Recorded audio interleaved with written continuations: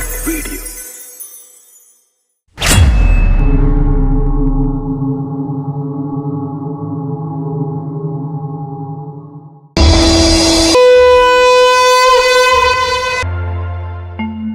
श्याम भक्तों को राम भक्त हनुमान का राम राम। शाम को शाम कहा यशोदा मैया ने, नंद बाबा ने, देवकी वासुदेव ने, राधा रुक्मणी ने, द्रौपदी ने, पांडवों ने, किंतु स्वयं श्याम ने जिसे श्याम नाम दिया, सारी शक्तियां दी, जिसे कलयुग का अवतारी कहा।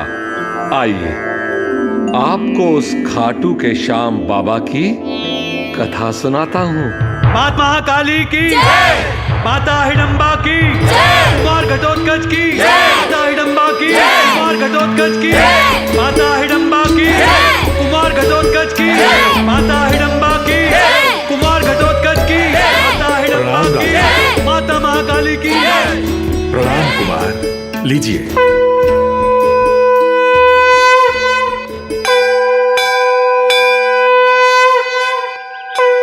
माता महाकाली की, कुमार घटोत्कच की, माता महाकाली की,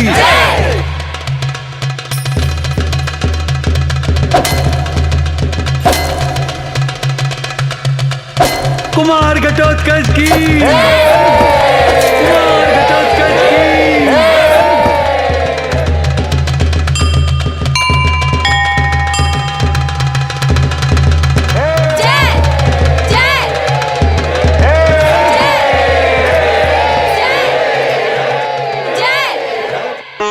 वर्षों पहले कुमार घटोत्कच के पिता मेरे पति ने जीव बलि की इस प्रथा को समाप्त कर दिया था, जिसका मैंने पालन किया।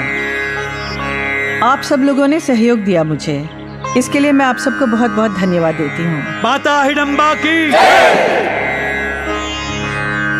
आज मेरा पुत्र घटोत्कच महाकाली की कृपा से बड़ा हो गया है।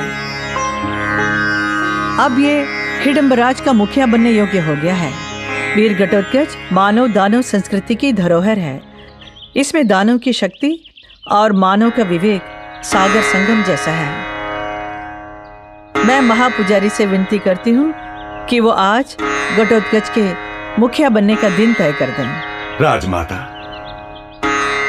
मुखिया बनने से पहले हमारी परंपराओं के अनुसार वीर घटोत्कच को विवाह के लिए कन्याओं का अपहरण करना पड़ेगा।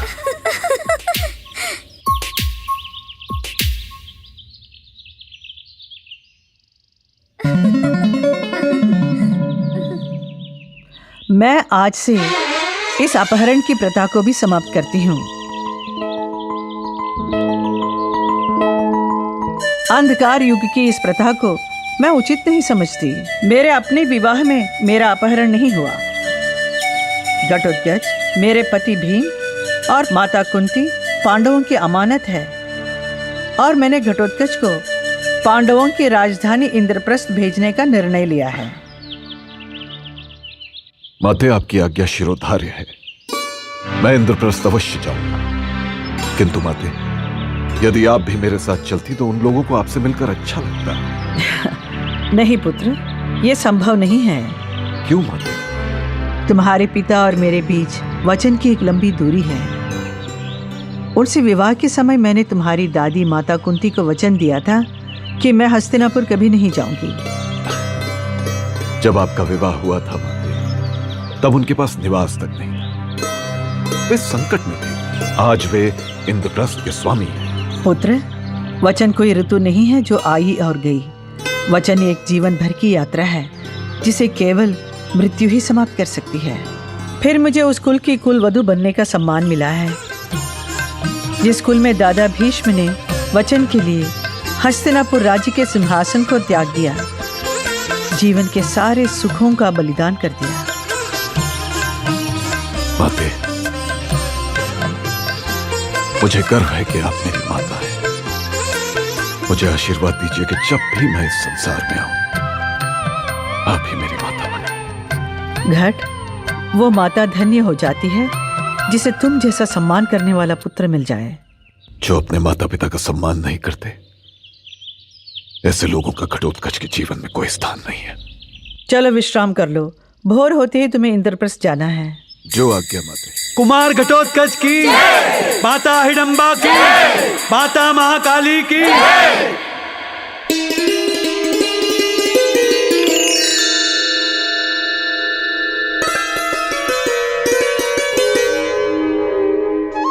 इंद्रप्रस्थ नरेश युधिष्ठिर की जय हो। यदि आपकी अनुमति हो तो मैं कुछ परामर्श दूं। हे केशव, कोई भी शिष्टाचार किसी भी उपकार से बड़ा नहीं हो सकता। मैं आपकी बुआ कुंती का ज्येष्ठ पुत्र हूं, इसीलिए सिंहासन पर विराजमान हूं। किंतु जिसे आपके हृदय में आसन प्राप्त ना हो, वो किसी भी स्थान का अधिकारी नहीं हो सकता। मुझसे अनुमति ना मांगे केशव, मुझे आदेश दीजिए द्वारकानाथ, मुझे आदेश दीजिए। बड़े भैया, अब समय आ गया है कि आप ये जान लें कि समूचे आर्यावर्त में कौन आपका मित्र है और कौन मित्र नहीं है। वैसे नियम के अनुसार आप राजसूय यज्ञ के अधिकारी हैं। राजसूय यज्ञ की तैयारी कीजिए नरेश।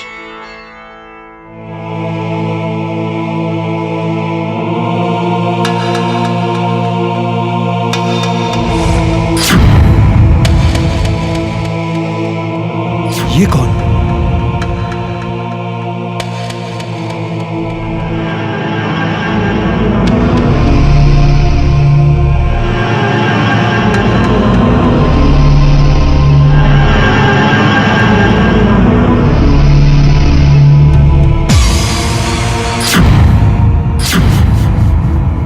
क्यों, आप सब लोग मुझसे सहमत हैं? क्यों गदाधारी भीम? हे मधुसूदन, यदि आपकी कृपा दृष्टि ना होती तो इतना भयानक जंगल इतना सुंदर ना बनता। महाराज की जय हो। नगर में एक भयानक संकट आया है। संकट? कैसा संकट?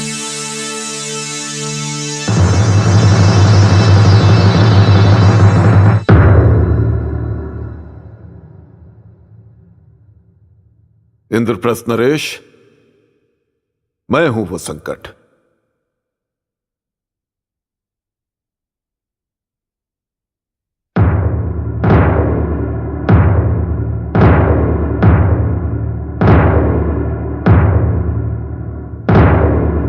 अपना परिचय दो वत्स। मैं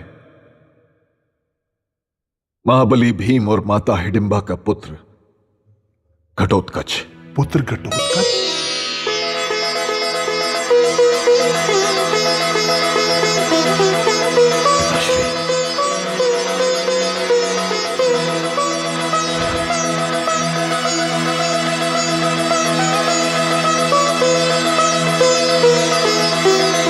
पुत्र घटोत्कच जी पिताश्री। आप अपने ताया श्री महाराज युधिष्ठिर, काका श्री कृष्ण, काका अर्जुन, नकुल सहदेव, इन सब से आशीर्वाद लो।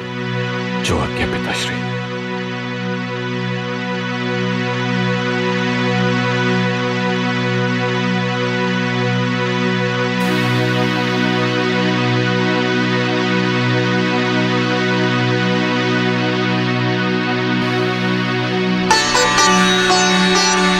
पुत्र घटोत्कच, तुम्हारी माता हिडिंबा कैसी है? माता कुशल। उन्हीं की आज्ञा से मैं आपका आशीर्वाद लेने मेरुगिरी पर्वत से यहां आया। उन्होंने कहा है कि पुत्र सदा अपने पितृवर्ग की आज्ञा का पालन कर। जो भी पुत्र ऐसा करता है वो पुण्य लोकों पर विजय प्राप्त करके संसार में यशस्वी हो जाता है। तुम्हारी माता धन्य है पुत्र, जो उन्होंने तुम्हें ऐसे संस्कार दिए। धन्यवाद। निश्चय ही जैसी माता होती है वैसा ही उसका पुत्र होता है। पिताश्री, मेरी इच्छा है कि आप मुझे किसी महान कार्य में नियुक्त करें, क्योंकि माता की आज्ञा है कि मैं सदा पांडव कुल में भक्ति रखने वाला बनूं। तुम्हारी माता हम लोगों के प्रति अटल भक्ति रखने वाली है। तुम भी ऐसे ही बनो पुत्र।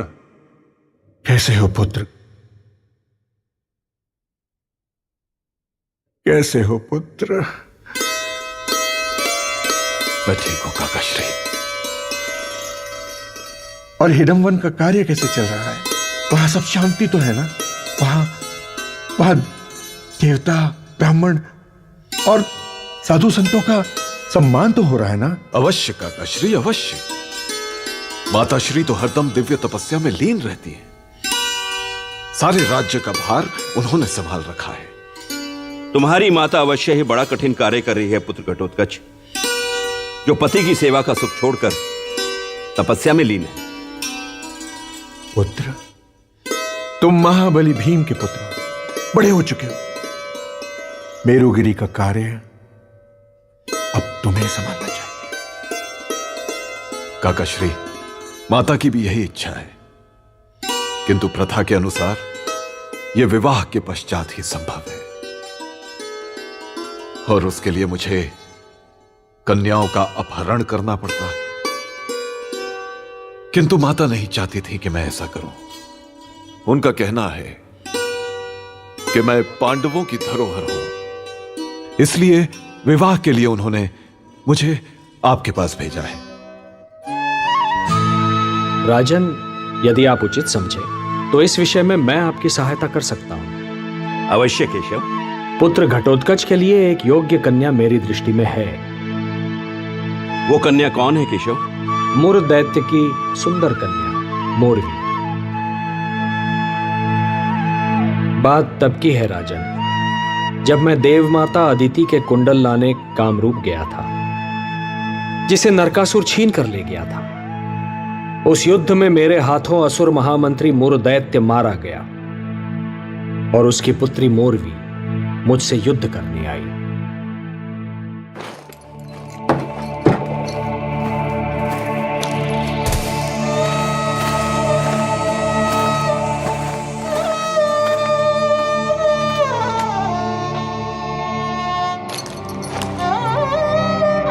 दैत्यराज मुर, आज तुम्हारा वध करके मैं मुरारी हो गया। अबला स्त्रियों का अपहरण करने में यदि तुमने असुर नरेश नरकासुर का साथ न दिया होता तो मैं तुम्हारा वध कदापि न करता।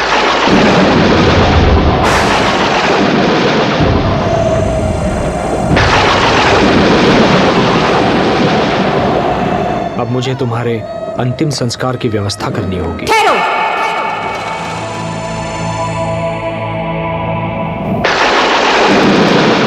इसकी कोई आवश्यकता नहीं है।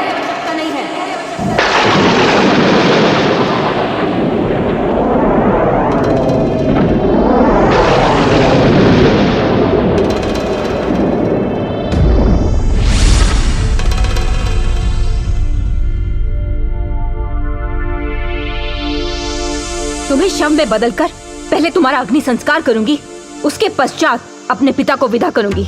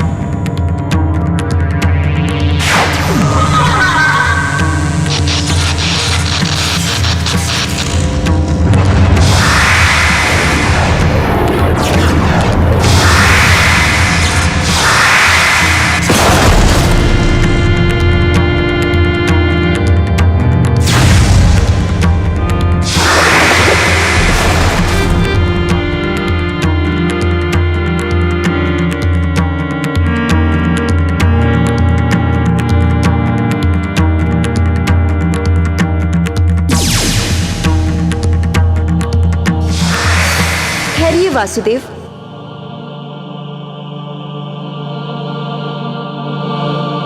भद्रे, तुम युद्ध से लौट जाओ। ये माधव श्री कृष्ण युद्ध में दुर्जय हैं। कोई किसी भी प्रकार से संग्राम में इन्हें मार नहीं सकता।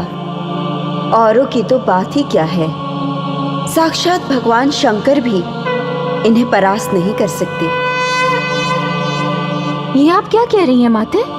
हाँ पुत्री, इन्हें प्रणाम करके तुम युद्ध से हट जाओ, यही तुम्हारे लिए उचित होगा। और अपने पिता के लिए तुम्हें शोक नहीं करना चाहिए, क्योंकि इनके हाथों से मरने पर सब पापों से मुक्त होकर विष्णु धाम चले गए हैं। तुम इसी नगर में निवास करो, यहाँ रहते हुए ही तुम्हें वीर पति प्राप्त होगा। माते, जैसी आपकी आज्ञा।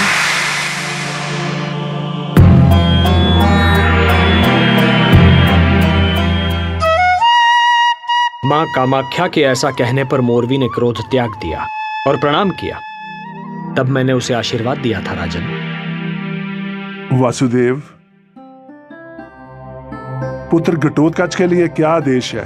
मेरी इच्छा है कि पुत्र घटोत्कच कामरूप जाए और मोरवी को ब्याह कर ले आए। जो आज्ञा नरश्रेष्ठ। वीर घटोत्कच, तुम ये मत समझना कि मोरवी तुम्हारे लिए वरमाला लिए खड़ी होगी। उसने प्रण किया है पुत्र कि वो केवल उसी को पति रूप में स्वीकार करेगी जो बल और बुद्धि दोनों में उसे परास्त कर देगा। वासुदेव, बल तो है मेरे पास, परंतु बुद्धि का वरदान मैं तुम्हें देता हूं पुत्र।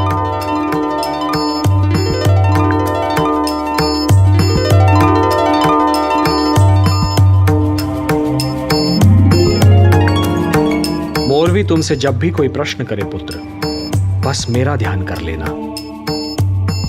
जाओ पुत्र, हम सबका आशीर्वाद तुम्हारे साथ है। सर्व कार्य सिद्धर्ते। प्रणाम। शुभम भवतु।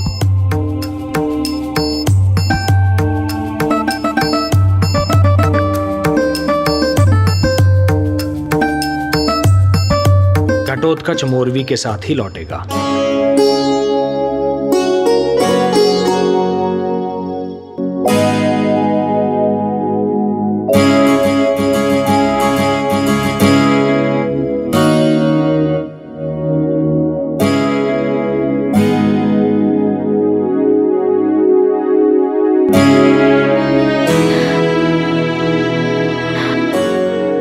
माता कामाख्या, क्या मेरी प्रतीक्षा की घड़ी समाप्त होने वाली है?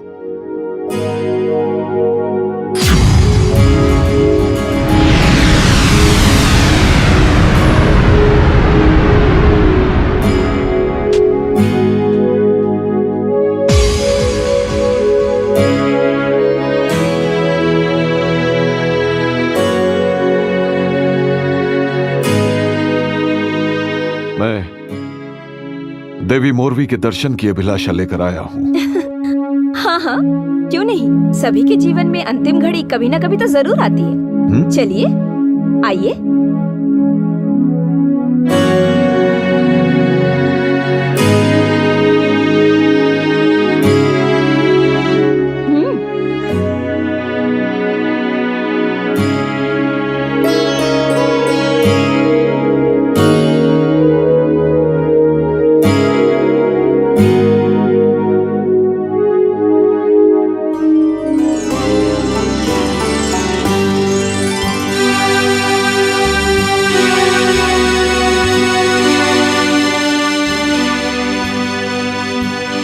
यहाँ तो कोई दिखाई नहीं दे रहा। काम रूप में आपका स्वागत है।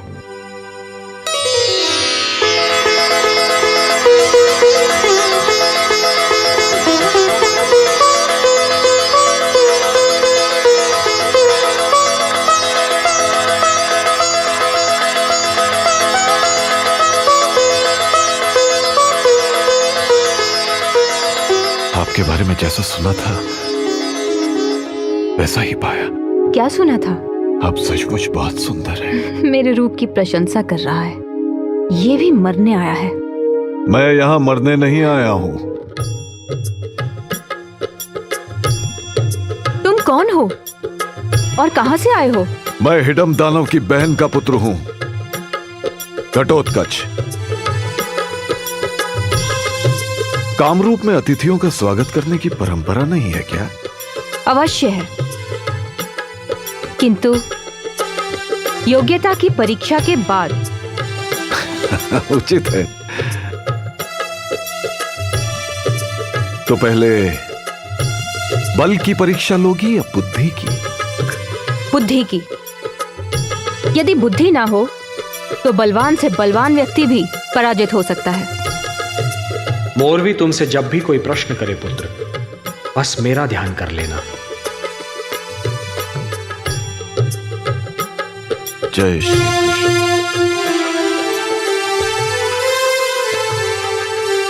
मैं तैयार हूं, प्रश्न करो। मुझे कोई विचित्र कथा सुनाकर हैरान कर दो और मुझसे कोई ऐसा प्रश्न करो जिसका उत्तर मेरे पास ना हो। ठीक है। एक नगर में एक व्यक्ति था। उसके घर में एक कन्या ने जन्म लिया। उसकी स्त्री उस कन्या को जन्म देते ही स्वर्ग सिधार गई। उसने अकेले ही अपनी बेटी का पालन पोषण किया। उसकी बेटी बहुत सुंदर थी।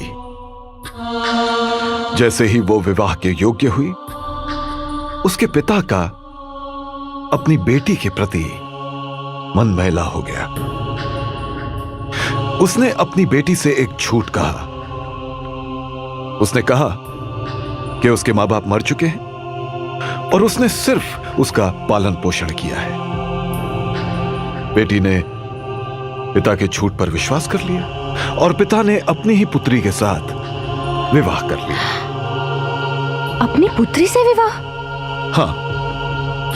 कुछ महीनों बाद उस लड़की ने एक कन्या को जन्म दिया।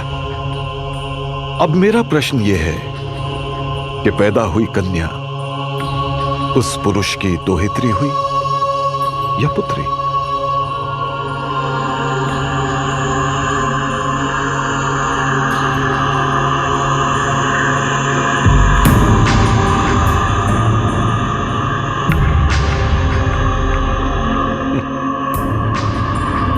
मुरपुत्री,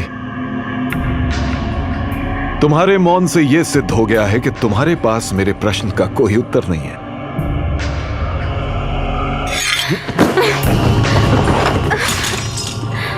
तुम एक वीर असुर की पुत्री हो, फिर भी युद्ध के सारे नियम भूल गई और एक निहत्थे पर वार कर दिया। छोड़ दो मुझे। मैं तुमसे तो क्या किसी से भी विवाह नहीं कर सकती। मैं तो केवल पांडव पुत्र के उस कुमार की प्रतीक्षा कर रही हूँ जिसका वरदान माता कामाख्या ने मुझे दिया था। छोड़ दो मुझे। मोरवी, मैं पांडव महाबली भीम का पुत्र हूँ और श्री कृष्ण के कहने पर ही तुम्हारे पास आया हूं।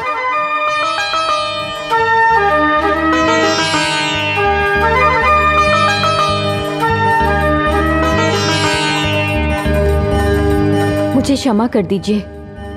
अपने इस कायरतापूर्ण व्यवहार के लिए मैं शर्मिंदा हूँ। आप जैसे महाबली की पत्नी होने योग्य नहीं हूँ। उठो। तुम हर प्रकार से पांडवों की पुत्रवधू होने के योग्य हो। यदि तुम्हारी सहमति हो तो मैं तुम्हें अपनी पत्नी के रूप में स्वीकार करता हूं।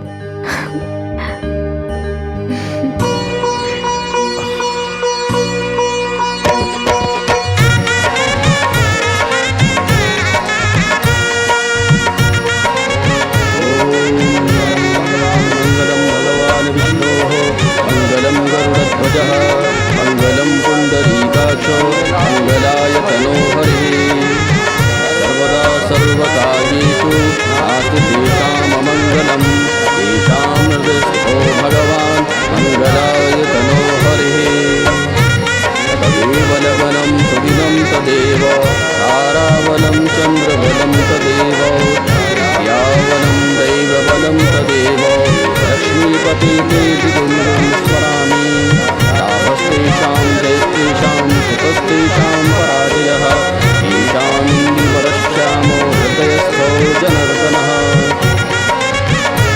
ॐ सुखिन इन्द्रो वृद्धश्रवाः स्वस्ति नः पूषा विश्ववेदाः स्वस्ति नस्तार्क्ष्यो अरिष्टनेमिः स्वस्ति नो बृहस्पतिर्दधातु।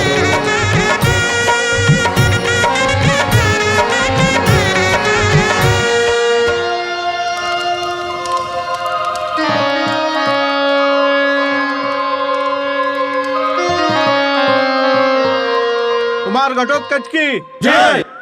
कुमार घटोत्कच की जय। माता मौर्वी की जय। कुमार घटोत्कच की माता हिडम्बा की माता हिडम्बा की माता हिडम्बा की सदा सुखी रहो। माता ये मोरवी है, आपकी पुत्रवधू।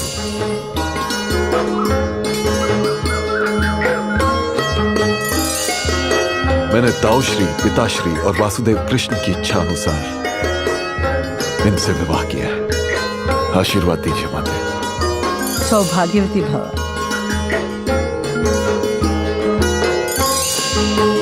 कुल का गौरव बढ़ाओ।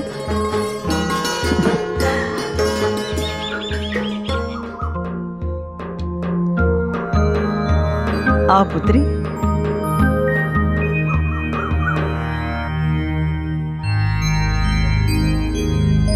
समय बीतता गया और वो समय आ गया जिसकी सृष्टि को प्रतीक्षा थी, जब संसार में कोई दिव्य आत्मा आने वाली होती है, जिसके लाखों भक्त हों, कोटि कोटि पूजने वाले हों, तब धरती भी नया श्रृंगार करती है। हिडम्ब वन में भी हर दिन कुछ नया घटने लगा। जय अम्बे मैया, जय जय अम्बे मैया, जय पुजारी जी, जय आपने काली मुझे माँ। बुलाया? प्रणाम राजमाता। आजकल हिडिंब क्षेत्र में अनेकों सुंदर घटनाएं घट रही हैं। शुभ शगुन दिखाई दे रहे हैं। नदियां भर गई हैं, झरने स्वच्छ जल दे रहे हैं राजमाता। मौरवी माता बनने वाली है। घर के अंदर भी कुछ ऐसा ही चमत्कार हो रहा है। ऐसा प्रकाश हो गया है जो पहले कभी नहीं था। राजमाता, मेरा मन कहता है आपके घर में कोई महान आत्मा जन्म लेने वाली है। धन्यवाद। प्रणाम। कल्याण हो।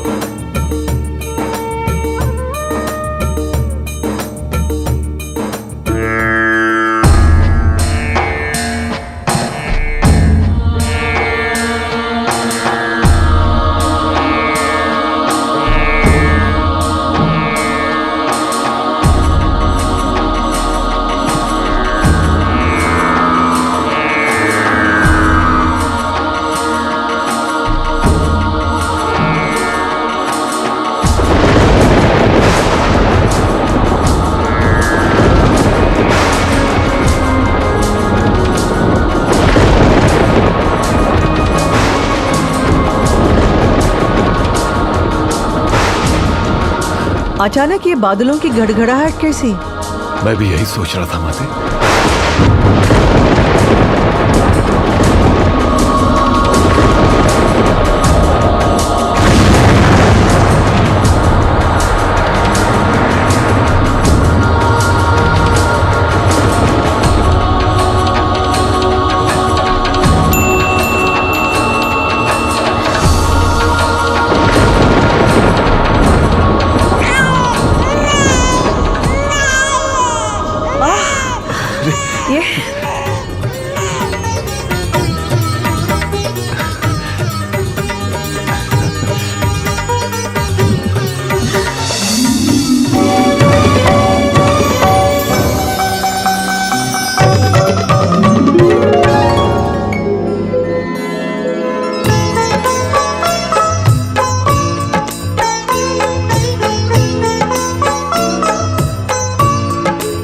ये देख क्या रहा है घट?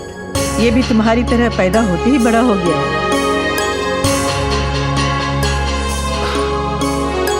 आपने मुझे जन्म दिया है माते। मैं आपका ऋण नहीं उतार सकता। मैं धन्य हो गई पुत्र। हमारा कुल धन्य हो गया। आप जैसे माता पिता और दादी को पाकर मैं धन्य हो गया।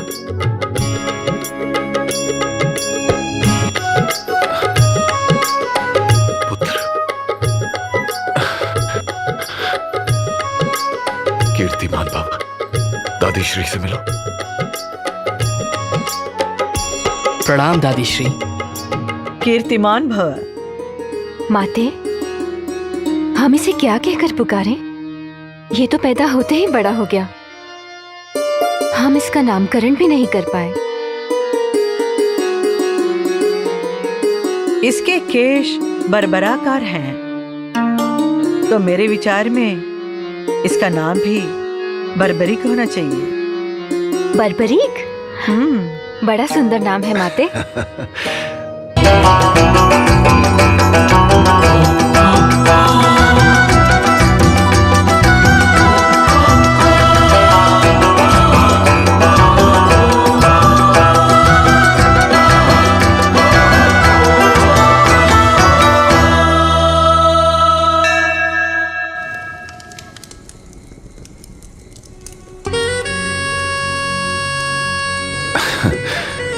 पूर्वी,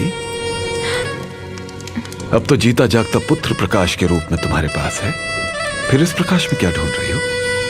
इस प्रकाश में एक माँ वो सारे पल ढूंढने की कोशिश कर रही है जो संतान के जन्म के बाद उसे उपहार में मिलते हैं। हवा में खेलते नन्हे हाथ पांव, झाड़ों की धूप से आती जाती किलकारी, बेटे को पहली बार उंगली पकड़कर चलना सिखाती माँ।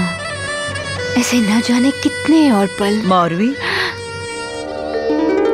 ये अवसर तो मुझे भी नहीं मिला।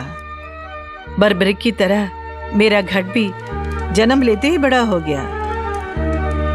बच्चा जब जन्म लेता है तो हर माँ यही कामना करती है, बच्चा बड़ा हो, लंबी आयु वाला हो। मेरे विचार से अब देर नहीं करनी चाहिए। कल अमावस्या है, तुम इसे लेकर कल ही चले जाना। ठीक है माताश्री, मैं कल सुबह ही इसे लेकर द्वारकाधीश के पास चला जाता हूँ। माते, मेरा बाल्यकाल आपको कोई भी सुख नहीं दे पाया और दादीश्री ने जाने की घोषणा कर दी। जाओ पुत्र, मैं अपनी ममता को तुम्हारे भलाई के मार्ग की बाधा नहीं बनने दूंगी।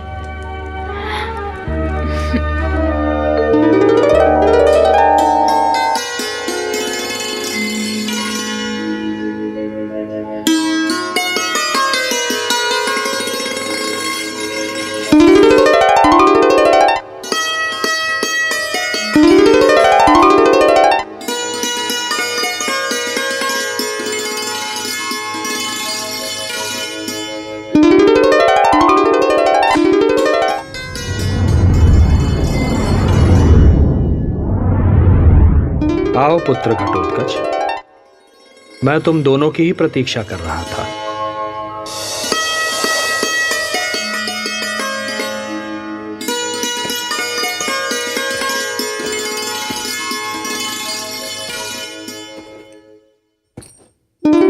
प्रणाम वासुदेव।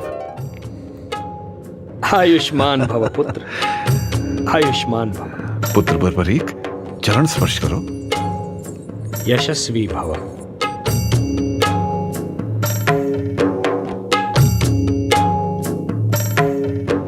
इसके घुंघराले बालों के कारण इसे बर्बरीक कहते हैं वासुदेव। बर्बरीक बड़ा सुंदर नाम है। ये तुम्हारा पुत्र विशेष है, सबसे भिन्न है। मैं तो इसे सूर्योदय पुकारूंगा। सूर्योदय? आपने तो इसका नामकरण कर दिया वासुदेव। तो अपने सूर्योदय पर एक उपकार और कर दीजिए। कहो पुत्र। इसे अपना शिष्य बना लीजिए वासुदेव, इसका जीवन सफल हो जाएगा। घटोत्कच, तुम्हारा यह पुत्र स्वयं के साथ साथ समूचे वंश का नाम सफल करने आया है। आपने पिताश्री की प्रार्थना का उत्तर नहीं दिया। आप चाहे तो मेरी परीक्षा ले सकते हैं। सूर्योदय, तुम तो अपने जीवन में कई महान कार्य करने आए हो। तुम्हारे पास 3 दिव्यास्त्र हैं, कर्म, संकल्प और आस्था। ऐसा कौन सा गुरु होगा जो तुम्हें अपना शिष्य स्वीकार ना करे? मैंने तुम्हें अपना शिष्य स्वीकार कर लिया वत्स। नियम के अनुसार गुरु शिष्य की परीक्षा लेता है। मैं तुमसे क्या प्रश्न करूं पुत्र, तुम तो एक समाधान हो। आप प्रश्न करके संतुष्ट होके यदि मुझे शिष्य स्वीकार करेंगे तो मैं भी आपको गुरु दक्षिणा देने के लायक हो जाऊंगा। चलो ऐसा ही सही, मेरे एक प्रश्न का उत्तर दो। तुम्हारे उत्तर में एक प्रश्न समाहित है। तुम्हारी दृष्टि में माता का क्या स्थान है? सबसे ऊंचा। यदि एक तरफ माता के प्राणों पर संकट हो और दूसरी ओर एक नवजात शिशु के, तो पहले किसके प्राणों की रक्षा करोगे? नवजात शिशु की। क्यों? माता की क्यों नहीं? नवजात शिशु ने तो अभी जीवन आरंभ भी नहीं किया, किंतु तुम्हारी माता ने तो तुम्हें जन्म दिया है। माता अतीत है, किंतु नवजात शिशु एक संपूर्ण भविष्य। जिस माता ने मुझे जन्म दिया है, यदि मैंने शिशु को ना बचाकर उसके प्राण बचाए तो वो मेरा मुख भी नहीं देखेगी। माता अपना जीवन देख चुकी है और शिशु के सामने पूरा जीवन शेष है। देखा पुत्र घटोत्कच, तुम्हारे पुत्र को तो परीक्षा में सफल होना ही था। वत्स, मैंने तुम्हें शिष्य स्वीकार कर लिया। अब मैं तुम्हें सर्वप्रथम शस्त्र विद्या सिखाऊंगा और तत्पश्चात सिद्धि प्राप्ति के लिए गुप्त क्षेत्र भेजूंगा।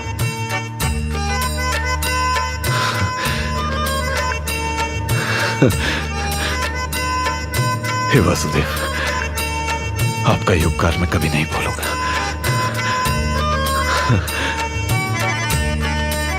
अरे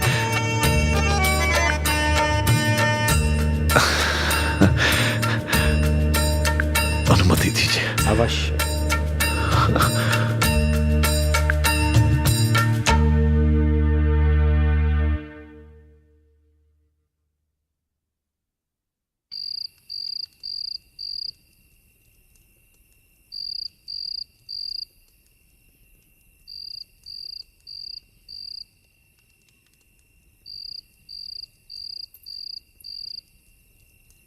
क्या सोच रही हो माते?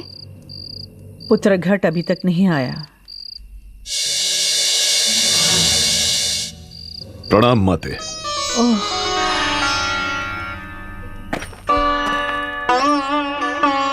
माते, मेरे पास आपके लिए एक शुभ और एक अशुभ समाचार है। क्या केशव ने बर्बरी को अपना शिष्य स्वीकार करने से मना कर दिया? नहीं नहीं माता, शुभ समाचार तो यही है कि केशव ने बर्बरीक को स्वीकार कर लिया है। किंतु अशुभ समाचार यह है कि दुर्योधन ने छल से मामा शकुनी की सहायता से इंद्रप्रस्थ को जुए में जीत लिया है और पिताश्री के साथ सारे पांडव, माता द्रौपदी, सब के सब वन वन भटक रहे हैं।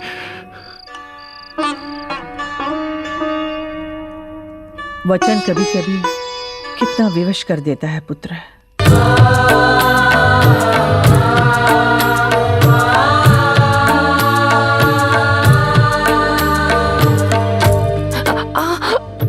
अरे संभल के। पांचाली, कदाचित कष्ट से ये तुम्हारा प्रथम परिचय है। तुम्हें पद यात्रा का अभ्यास नहीं है। नहीं आर्यपुत्र, दासियों की भांति अपमानित होने का अभ्यास नहीं था। मैं शकुनी के पांसों से नहीं, भाग्य के पांसों से पराजित हुआ हूं।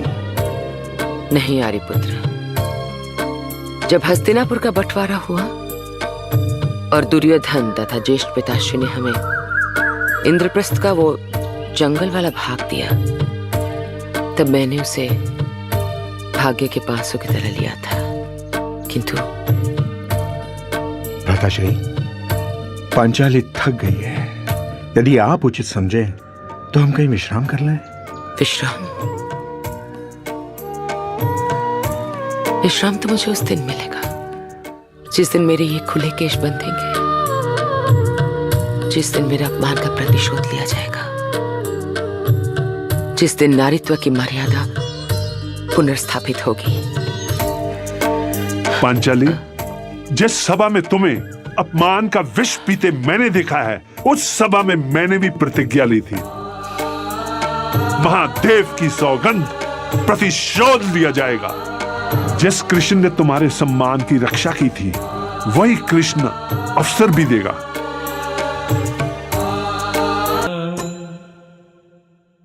आज तुम्हारी शिक्षा पूर्ण हुई वत्स। प्रभु, मेरी एक जिज्ञासा है, कृपया इसका समाधान कीजिए। कहो पुत्र। प्रभु, संसार में उत्पन्न हुए जीव का कल्याण किस साधन से होता है? कोई धर्म को कल्याणकारी कहते हैं, कोई ऐश्वर्य दान को, कोई तपस्या को, कोई द्रव्य को, कोई भोगों को, तो कोई मोक्ष को ही श्रेय कहते हैं। पुरुषोत्तम, किसी एक श्रेय को निश्चित करके बतलाइए जो मेरे इस कुल के लिए कल्याणकारी हो।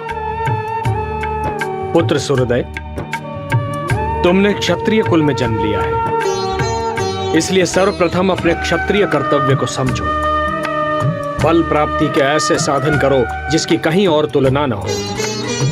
फिर उस बल से दुष्टों का दमन और साधु पुरुषों का पालन करो। इससे तुम्हें स्वर्गलोक की प्राप्ति होगी पुत्र, और तुम्हारा कल्याण होगा। प्रभु, मैं किस क्षेत्र में, किस देवी व देवता की कैसे आराधना करूं? पुत्र, बल की प्राप्ति तो केवल देवी की अत्यंत कृपा से होती है, इसलिए देवी की आराधना करो। महिसागर संगम तीर्थ, जो गुप्त क्षेत्र के नाम से विख्यात है, वहां जाओ पुत्र, और नारद जी द्वारा स्थापित नवदुर्गाओं की आराधना करो। वहीं तुम्हें फल की प्राप्ति होगी।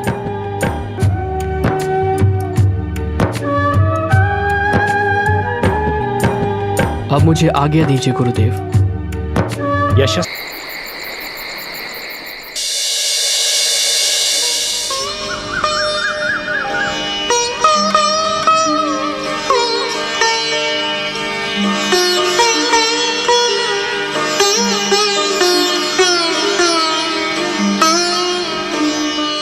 ये माते को क्या हो गया?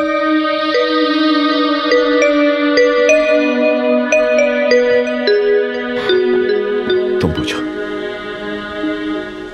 माते, अपने पौत्र बर्बरीक के विषय में सोच रही हैं? मौरवी, बर्बरीक की चिंता नहीं है मुझे। जो श्री कृष्ण समर्पित हो गया वो उबर गया, वो तर गया। जिसे कृष्ण स्वीकार कर लें, उसे किसी और के समर्थन की आवश्यकता नहीं है। जिसे श्याम रंग दे, वो तो स्वयं श्याम रंग हो जाता है। तो फिर माते आपकी चिंता का कारण क्या है? बताइए। चलिए विश्राम कीजिए, आपने तो भोजन तक नहीं किया आज। मैं परिवार सहित तुम्हारे पिता के लिए चिंतित हूँ। चिंता से अधिक मैं और क्या कर सकती हूँ? यदि आप आज्ञा दें तो मैं जाकर उनकी खोज खबर ले आऊं? नहीं, यदि दुर्योधन को पता चला तो वो इस मिलन को भी वनवास के नियम के विरुद्ध बता देगा।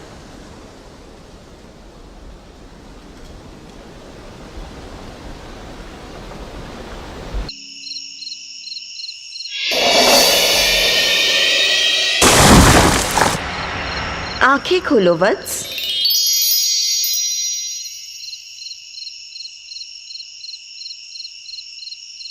माते, प्रणाम माते। कल्याण हो पुत्र। पुत्र, मैं तुम्हारी तपस्या से प्रसन्न हुई। बोलो, क्या चाहिए तुम्हें? माते, आपने मुझे दर्शन देकर कृतार्थ कर दिया। अब एक ही अभिलाषा है, आपका आशीर्वाद सदैव मुझ पर रहे।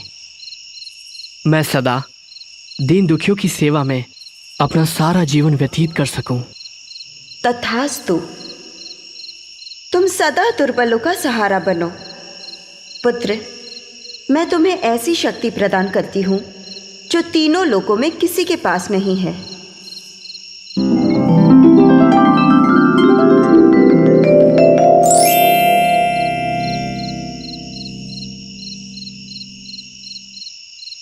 मैं धन्य हुआ माते, मैं धन्य हुआ।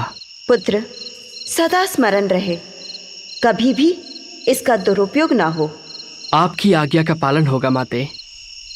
अब मेरे लिए क्या आदेश है? कुछ समय तक तुम यही निवास करो। यहाँ रहकर तुम्हें किसी की प्रतीक्षा करनी होगी।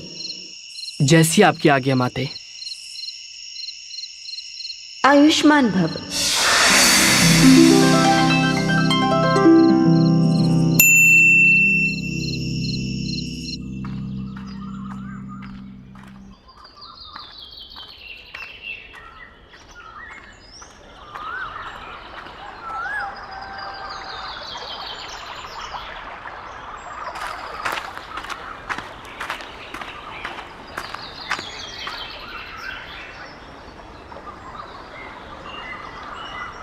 प्रणाम ब्राह्मण देव।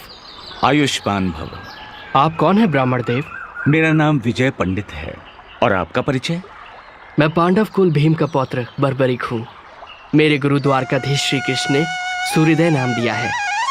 इस घने जंगल में किस कार्य हेतु आपका आना हुआ? अपने नगर के लोगों के भविष्य के लिए। लोगों का भविष्य? हाँ, हमारे नगर पर इस समय दैत्यों का आतंक फैला हुआ है। वहां नरबली प्रतिदिन होती है। बच्चे, बूढ़े, स्त्री, पुरुष कोई भी सुरक्षित नहीं है। अर्थात? मैं इस सिद्ध क्षेत्र में मां भगवती की साधना करने के लिए आया हूं। मां से सिद्धि प्राप्त करके उस सिद्धि के बल पर मैं अपने क्षेत्र से, अपने नगर से उन दैत्यों के आतंक को समाप्त कर दूंगा। मैं भी इस सिद्ध क्षेत्र में साधना के लिए आया हूँ। यदि मैं आपके किसी काम आ सका तो मैं अपने आप को धन्य समझूंगा। धन्यवाद सुहृदय, मैं निश्चिंत हुआ। मैं आज से अपनी तपस्या आरंभ कर दूंगा। ओम ह्रीं क्लीं चामुंडाय विच्चे नमः। ओम ह्रीं क्लीं चामुंडाय विच्चे नमः। ओम ह्रीं क्लीं चामुंडाय विच्चे नमः। ओम ह्रीं क्लीं चामुंडाय विच्चे नमः। ओम ह्रीं क्लीं चामुंडाय विच्चे नमः। ओम ह्रीं क्लीं चामुंडाय विच्चे नमः। आज इस ब्राह्मण की साधना का अंतिम दिन है। धीरे धीरे हमारी शक्तियां क्षीण होती जा रही हैं। यदि इसे वो दिव्य शक्तियां प्राप्त हो गईं, तो हमारे सारे दैत्य मारे जाएंगे। मैं ऐसा कदापि नहीं होने दूंगा। ओम ह्रीं क्लीं चामुंडाय विच्चे नमः। ओम ह्रीं क्लीं चामुंडाय विच्चे नमः। ओम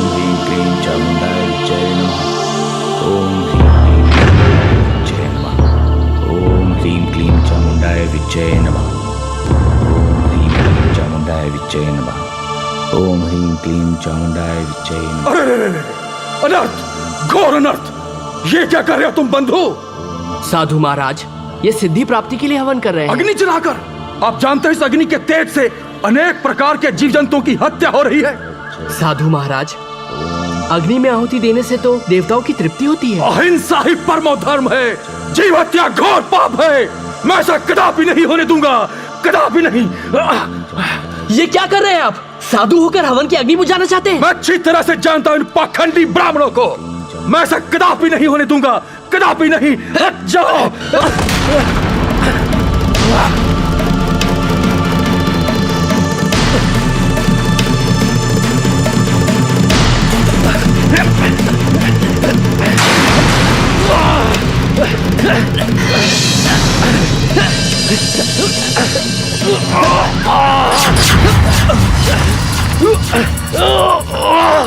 ये साधु नहीं, अवश्य कोई दैत्य है जो नहीं चाहता कि ये यज्ञ संपूर्ण हो।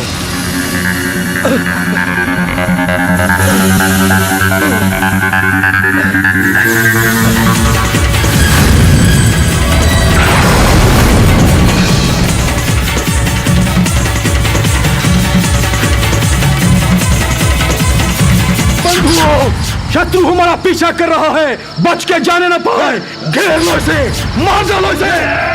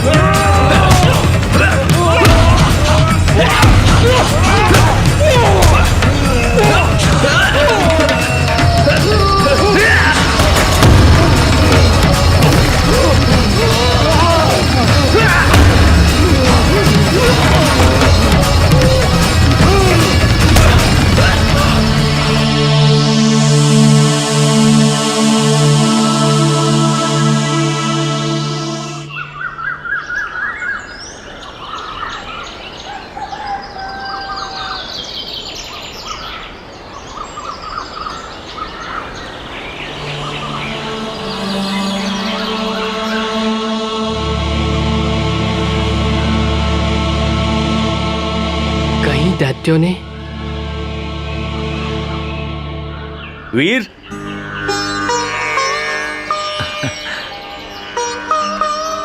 मैं और मेरे नगर निवासी तुम्हारा उपकार जीवन भर नहीं भूलेंगे। आपकी तपस्या पूर्ण हो गई ब्राह्मण देव। हाँ, मेरी साधना पूर्ण हो गई। देवी माँ ने साक्षात दर्शन देकर मुझे अनुपम सिद्धियां प्रदान की हैं। धन्य है देवी, आप धन्य हैं। अब मैं वापस लौटकर अपने नगर और नगर निवासियों की रक्षा कर सकूंगा। अवश्य ब्राह्मण देव, देवी माँ का आशीर्वाद आपके साथ है। जो सच्चे मन से देवी माँ की पूजा आराधना करते हैं, माँ उन पर सदा कृपा बरसाती है। तुम्हारे सहयोग के बिना यह संभव नहीं था। तुम मेरे लिए भगवान बनकर आए हो। लो, ये यज्ञ भस्म स्वीकार करो। समय आने पर यह तुम्हारे काम आएगी। ब्राह्मण देव, मैंने कुछ पाने के प्रयोजन से आपकी सहायता नहीं की थी। इसे आप अपने पास रख लीजिए। आपको प्रसन्न पाकर मैं भी प्रसन्न हूँ। तुम्हारे उपकार का मैं सदैव ऋणी रहूंगा। ब्राह्मण देव, निष्काम भाव से किसी पर उपकार करना ही साधुता है। जो किसी वस्तु की इच्छा रखकर उपकार करे, ऐसी साधुता में क्या रखा है? तुम धन्य हो बर्बरीक। एक ब्राह्मण का आशीर्वाद है। तुम सदा दुर्बलों का सहारा बनो। पुत्र बर्बरीक, प्रणाम माते। पुत्र, इस भस्म को स्वीकार कर लो पुत्र। यदि यह भस्म किसी दुष्ट प्राणी के हाथ लग जाएगी तो अनर्थ हो जाएगा। वो इसका प्रयोग अपनी स्वार्थ पूर्ति के लिए कर सकता है। तुम इसका दुरुपयोग नहीं करोगे। जैसी आपकी आज्ञा माते। कल्याण हो पुत्र। पुत्र, जो सिद्धियां हमने तुम्हें प्रदान की है, केवल वो ही पर्याप्त नहीं है। अभी तुम्हें शक्ति प्राप्त करना शेष है। मेरे लिए क्या आज्ञा है माते? भगवान शिव की आराधना करो पुत्र, वही तुम्हें शक्ति प्रदान करेंगे। हमारा आशीर्वाद सदैव तुम्हारे साथ है।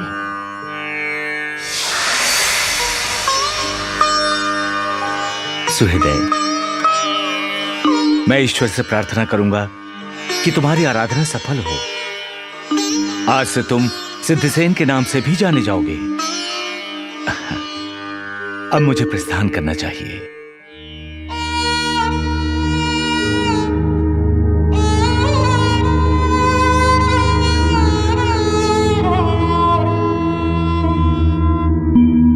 भीम जी भ्राताश्री। पांचाली तो अब सचमुच थक चुकी है और मेरे अनुज भी।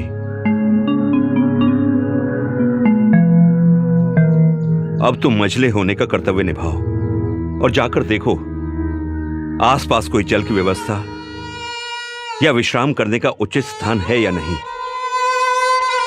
और हां, शीघ्र लौटना भीम, क्योंकि 12 बरस की वनवास की अवधि अब समाप्त होने को है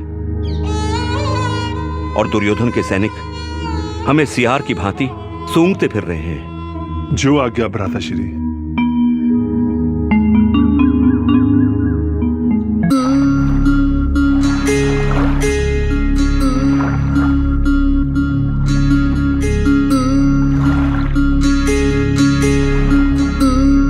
ये क्या कर रहे हो? दिखने में तो भद्र और व्यवहार में चांडाल लगते हो। मूर्ख बालक, तुम्हारे माँ बाप ने शिक्षा नहीं दी तुम्हें बड़ों से कैसे बात करते हैं?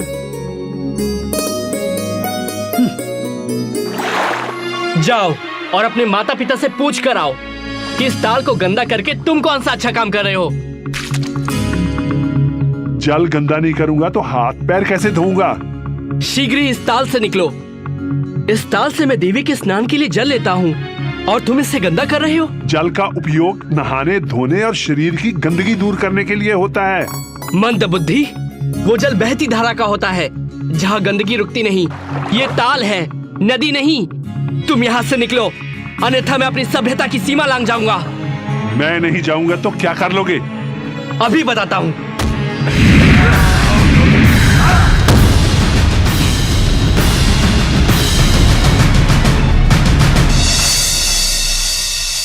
मैं बच्चों पे हाथ नहीं उठाता, किंतु तुमने सारी सीमा तोड़ दी। तुम्हें तो सभ्यता सिखानी ही पड़ेगी।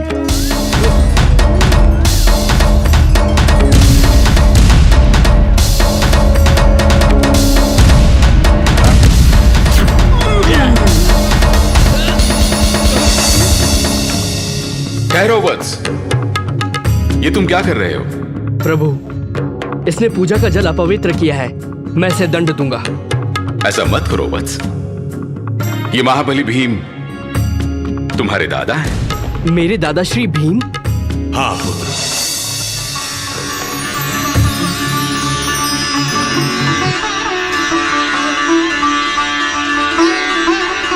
मुझे क्षमा कीजिए दादाश्री, मुझे क्षमा कीजिए। तुम मेरे पौत्र हो, मेरे घटोत्कच के पुत्र। हाँ हाँ दादाश्री, मुझसे अनजाने में ऐसा अपराध हुआ है जिसकी कोई क्षमा नहीं। नहीं पौत्र नहीं, भूल मुझसे भी हुई है। मैंने भी बड़े होने का कोई अच्छा परिचय नहीं दिया। मेरे लिए मात्र जल था और तुम्हारे लिए पूजा का स्थल, इसलिए भूल जाओ जो भी हुआ। कैसे भूल जाऊं दादाश्री, मैंने अपनी शक्ति का दुरुपयोग किया, वो भी अपने दादाश्री पर। मुझे इसके लिए अपने आप को दंड देना होगा। नहीं पौत्र नहीं, मैंने तुम्हारा बाल्यकाल नहीं देखा। हर पौत्र बाल्यकाल में अपने दादा पे हाथ उठाता है। मन मैला न करो पौत्र, हमारा मिलना शायद इसी प्रकार लिखा था।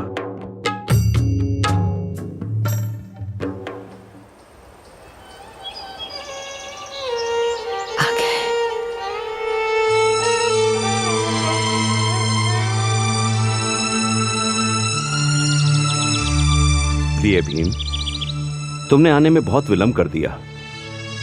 और ये भ्राताश्री, ये बर्बरीक है, मौरवी और घटोत्कच का पुत्र।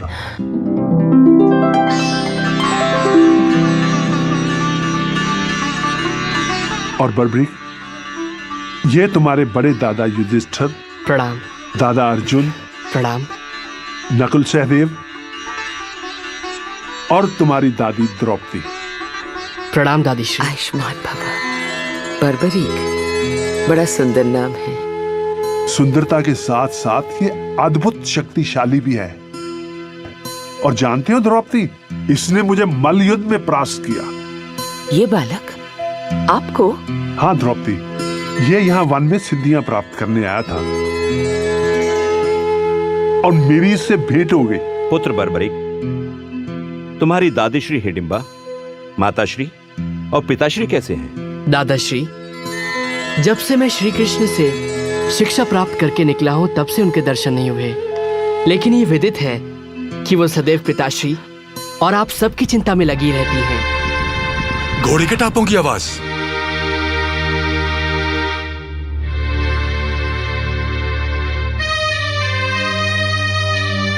भ्राताश्री, लगता है दुर्योधन के सैनिक हमें ढूंढते हुए यहां तक आ पहुंचे हैं। हमारा वनवास तो समाप्त हो चुका है, अब हमारा अज्ञातवास शुरू हो रहा है। कदाचित तुम्हारा कथन सत्य है अर्जुन, और यदि उन्होंने हमें ढूंढ निकाला तो एक बार फिर हमें 12 बरस का वनवास और 1 बरस का अज्ञातवास सहना होगा। वो आपको नहीं ढूंढ पाएंगे दादाश्री। ये बर्बरीक आपके पौत्र का वचन है।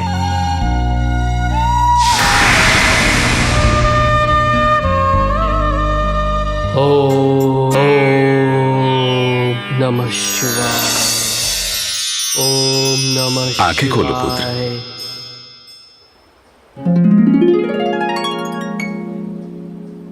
प्रणाम प्रभु। कल्याण हो। हम तुम्हारी आराधना से अति प्रसन्न हैं पुत्र। कहो, क्या वर मांगना चाहते हो? प्रभु, प्रथम इच्छा थी कि आपके दर्शन हो, वो अब पूर्ण हुई। और दूसरी? मैं ऐसी शक्ति चाहता हूं प्रभु जिससे मैं दुर्बल और निसहाय लोगों की रक्षा कर सकूं।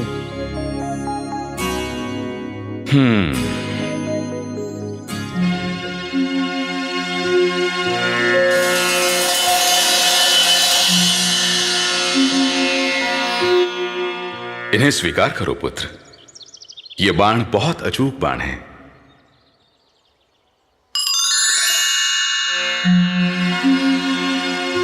पहला बाण छोड़ने से तुम युद्ध भूमि में जिनका भी वध करने की कामना करोगे, ये बाण उनके शरीर पर मृत्यु चिन्ह बना देगा।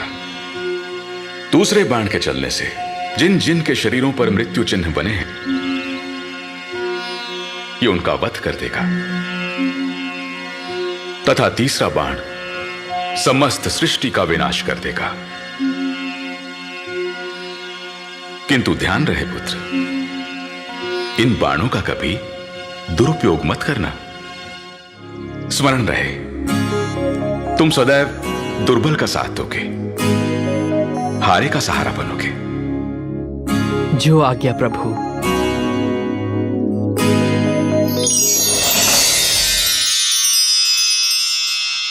बर्बरिक को प्रलय वाली शक्ति मिल गई। इन 3 बाणों की सहायता से वो विश्व भर की सेना को अकेले समाप्त कर सकता था। पांडव द्रौपदी के साथ अपना 1 वर्ष का अज्ञातवास पूरा करने महाराज विराट की राजधानी पहुंच गए। द्रौपदी शैलेंद्री बन गई और उसे महारानी सुदेशना ने अपनी सेवा में रख लिया। युधिष्ठिर विराट नरेश के विशेष सेवक हो गए। भीम रसोइया बन गए। अर्जुन ने विराट पुत्री उत्तरा को नृत्य की शिक्षा दी। नकुल अश्वशाला की देखभाल करने लगे और सहदेव ने चरवाहे का कार्य किया। अज्ञातवास समाप्त होते ही पांडवों का दूत बनकर श्री कृष्ण कौरवों के पास गए, परंतु दुर्योधन ने उनकी बात नहीं मानी। युद्ध होगा बड़े भैया, अवश्य होगा। युद्ध को टालने का मेरा अंतिम प्रयास, मेरा शांति प्रस्ताव विफल हो गया। मामा शकुनी के द्यूत के पासे अब जुए की बिसात से निकलकर नरसंहार का नृत्य कर रहे हैं। हस्तिनापुर नरेश धृतराष्ट्र ने नेत्रहीनता को अपना रक्षा कवच बना लिया है और पुत्र मोह के कारण वो अपना राजधर्म भूल चुके हैं। मैंने आप पांडवों के लिए केवल 5 गांव मांगे थे, किंतु दुर्योधन ने कहा कि 5 गांव तो क्या, वो सुई की नोक के बराबर भूमि भी नहीं देगा।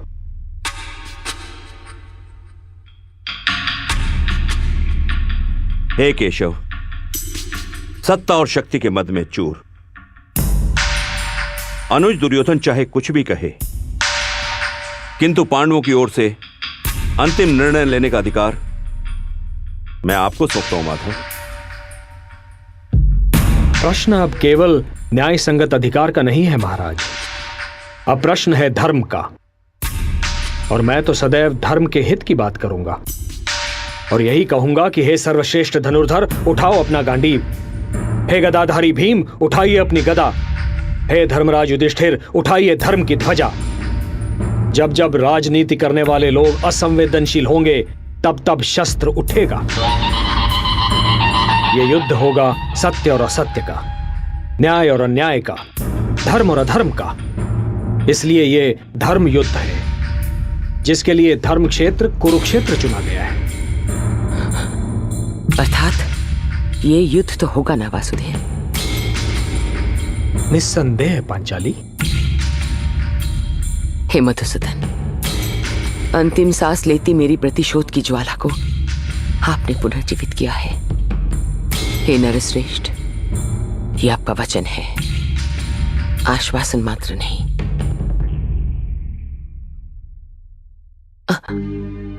नारी के सम्मान को तार तार होते देखा है आपने। हे दीनानाथ, आपने मेरी लाज ढकी है। इन खुले केशों के साथ यदि मैं चिता तक जाती तो मेरा स्थान नरक में निश्चित था। कृष्णे, तुम्हारे रूप में समस्त नारी जाति का अपमान करने वालों को चिता भी नहीं मिलेगी। उनके शवों पर विलाप करने वाला कोई नहीं होगा, होंगे केवल गिद्ध। कुमार बर्बरेक के, कुमार बर्बरेक के, कुमार बर्बरेक के, कुमार बर्बरेक के, कुमार बर्बरेक के, कुमार बर्बरेक के। दादीश्री। बर्बरेक। दादीश्री, मुझे लगा कि आप मुझे याद कर रही हैं, सो मैं यहाँ चला आया। बैठ जा पुत्र। बर्बरीक, विधाता ने तो मेरे भाग में प्रतीक्षा ही लिख दी है। कभी अपनों की प्रतीक्षा उम्र भर, तेरे दादा की प्रतीक्षा, और अब तेरी प्रतीक्षा। दादी श्री, आपकी यही प्रतीक्षा तो आपके अपनों की शक्ति है। आपने जिस कार्य के लिए गुरुदेव श्री कृष्ण के पास भेजा था, उनके मार्गदर्शन में वो पूर्ण हुआ। आज आपके बर्बरीक को संसार की बड़ी से बड़ी शक्ति भी चुनौती नहीं दे सकती। पुत्र बर्बरीक,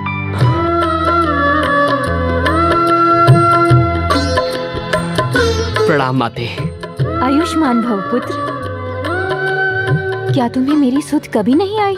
मैं दिन रात तुम्हारी ही चिंता में थी। आप मेरी जननी हैं। ऐसा हो सकता है कि मैं अपनी जननी को भूल जाऊं? आप, दादी तथा पिताश्री सब मेरे हृदय में बसे हुए हैं। पुत्र, जिस कार्य हेतु वासुदेव ने तुम्हें गुप्त क्षेत्र भेजा था, वो पूर्ण हुआ?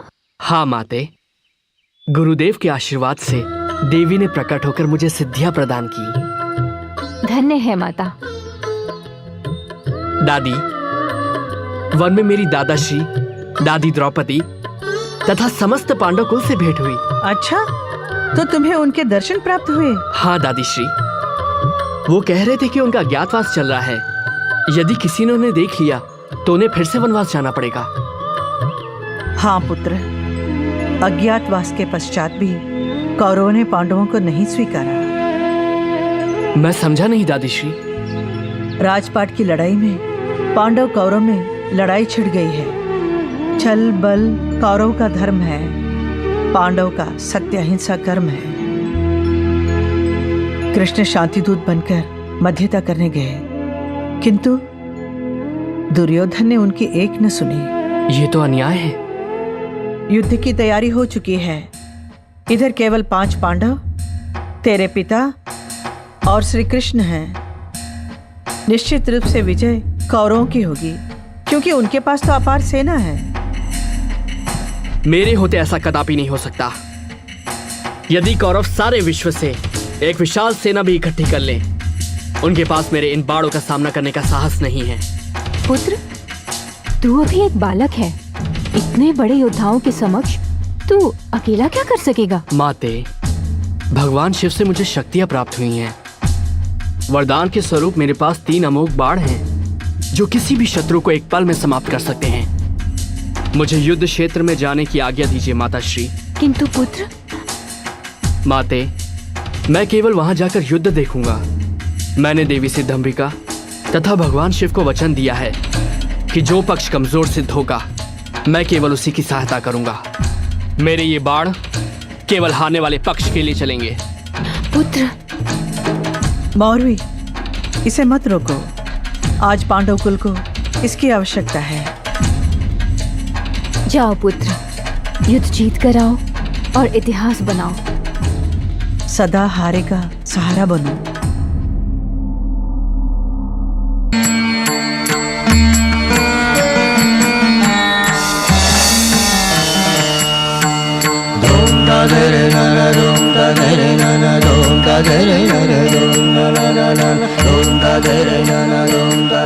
युवक, पता नहीं तुम मित्र हो या शत्रु, किंतु वीरता तुम्हारे अंग अंग से झलकती दिखाई पड़ती है।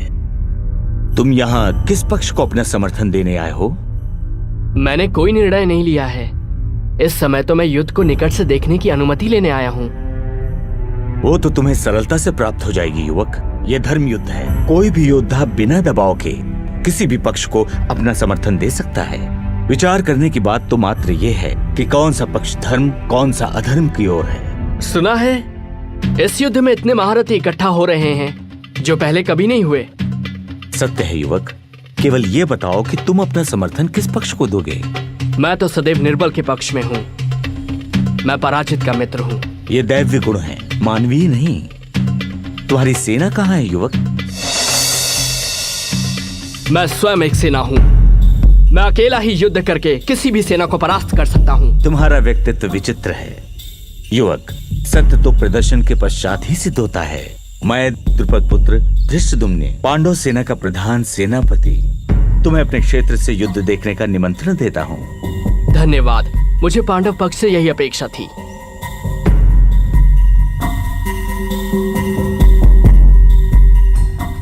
दुर्योधन ने अपनी सेना के महारथियों से प्रश्न किया है कि उनमें से कौन कितने दिनों में सेना समेत पांडवों का वध कर सकता है। पितामह भीष्म और कृपाचार्य ने 1 मास, द्रोणाचार्य ने 15 दिन, अश्वत्थामा ने 10 दिन तथा कर्ण ने 6 दिनों में युद्ध की समाप्ति की घोषणा की है। केशव, आपका तात्पर्य क्या है? यही प्रश्न मैं आप सबसे करना चाहता हूं कि आप में से कौन कितने दिनों में समस्त कौरव सेना को नष्ट कर सकता है।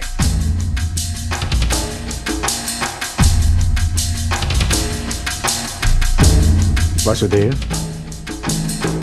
पितामह भीष्म और अन्य महारथियों का युद्ध से पहले ही विजय की घोषणा करना मेरा आधार है। और हमारे शिविर में ऐसे ऐसे योद्धा हैं जिन्होंने कभी पराजय का स्वाद नहीं चखा, और यदि चाहें तो अकेले ही सारे कुरु सेना का नाश कर सकते हैं। और हे वासुदेव, जहां स्वयं आप हैं वहां पराजय का तो प्रश्न ही नहीं उठता है। और फिर भी अगर चित्त की शांति के लिए आप जानना चाहते हैं तो सुनिए वासुदेव, महादेव की सौगंध, जब मेरे वाणों की वर्षा होगी तो अग्नि बरसेगी, और वो अग्नि कुरुसेना और सेनापतियों को यूं जलाकर भस्म कर देगी जैसे ग्रीष्म ऋतु सूखी हुई घास को जलाकर राख कर देती है। महाराज, एक विचित्र युवक आया है। उसकी बातों में बड़बोलापन है, किंतु उसके मुखमंडल पर छलकता आत्मविश्वास उसकी कही गई इस बात को सत्य साबित करता है। वो कहता है कि मैं अकेले ही युद्ध क्षेत्र में समस्त सेना को समाप्त कर सकता हूं।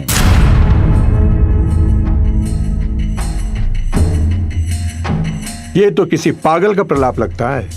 नहीं पार्थ, युवक है, युद्ध की बात करता है, चलकर देख तो लो उसे।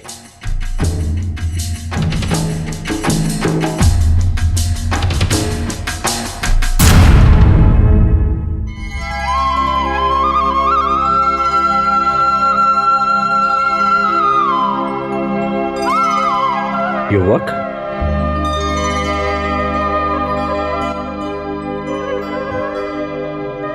गुरुदेव, आप? सुहृदय, प्रणाम प्रभु। आयुष्मान भव। पुत्र, ये तुम्हारे दादा श्री अर्जुन हैं। हाँ, गुप्त क्षेत्र में हम अल्प समय के लिए मिले थे। प्रणाम दादाश्री। विजयी भव पौत्र। गुरुदेव, मुझे युद्ध की सूचना मिली और मैं चला आया। हाँ वत्स, युद्ध की घोषणा हो चुकी है। अब हमें अपने पक्ष की शक्ति का विस्तार करना होगा। गुरुदेव, अब आपको चिंता करने की क्या आवश्यकता है? आपका शिष्य सिद्ध क्षेत्र से सिद्धियां प्राप्त करके लौटा है। मैं अकेला ही समस्त कौरव सेना को समाप्त कर सकता हूं।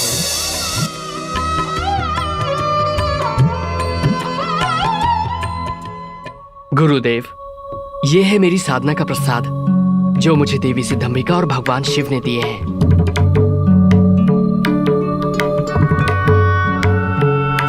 इन बाणों की विशेषता क्या है पुत्र? पहला बाण जब चलेगा तो जिन लोगों के वध की मैं कामना करूंगा, ये उन पर मृत्यु चिन्ह बना देगा। पौत्र, ये कुछ अतिशयोक्ति नहीं लगती? नहीं दादाश्री, जब ये दूसरा बाण चलेगा तो जिन जिन के शरीर पर मृत्यु चिन्ह का निशान है, ये उनका वध कर देगा। तुमने इन बाणों की कभी परीक्षा की है? अब युद्ध होने ही वाला है, परीक्षा भी हो जाएगी। मान लो कि ये वृक्ष कुरुक्षेत्र है और इसके ये सारे पत्ते शत्रु सेना।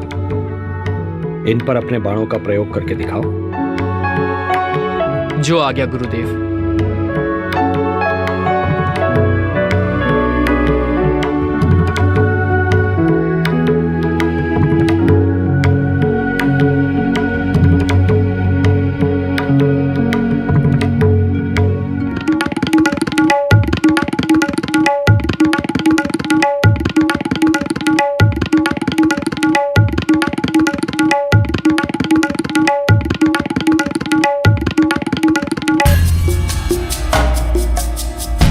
इस वृक्ष के सारे पत्ते मेरे लक्ष्य पर हैं गुरुदेव।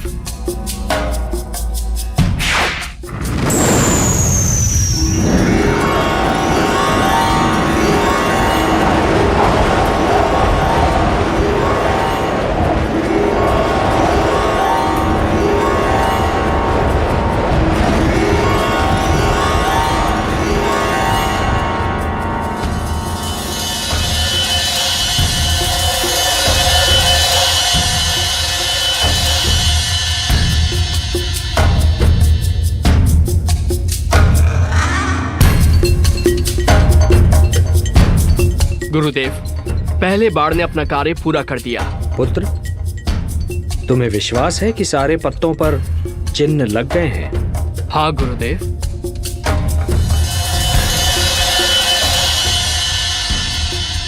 गुरुदेव, अब मेरे दूसरे बाण को छोड़ने से जितने पत्तों पर चिन्ह हैं वो भूमि पर गिर जाएंगे दादाश्री, अन्यथा अनर्थ हो जाएगा। क्या अनर्थ होगा पुत्र? गुरुदेव, मैंने देवी सिद्धम्बिका तथा भगवान शिव को वचन दिया है कि युद्ध में जो पक्ष कमजोर सिद्ध होगा मैं उसकी ओर से युद्ध करूंगा।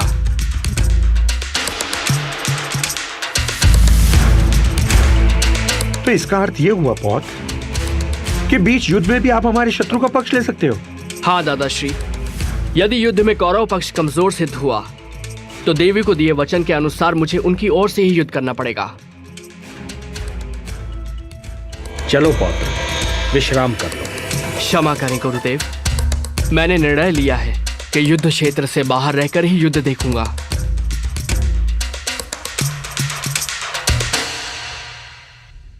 चलो पार्थ।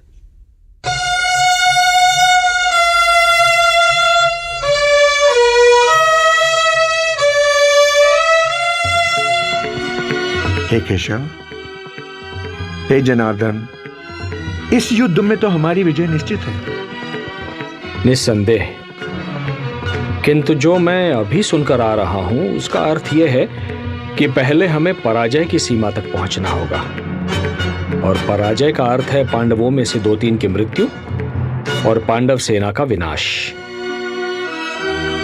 पराजय? मैं कुछ समझा नहीं केशव। पार्थ, यदि हम कौरव सेना का नाश कर दें और विजय की ओर चलें तो बर्बरीक अपने 2 ही बाणों से अपने विजय उल्लास को पराजय में बदल देगा। तो अब क्या करें?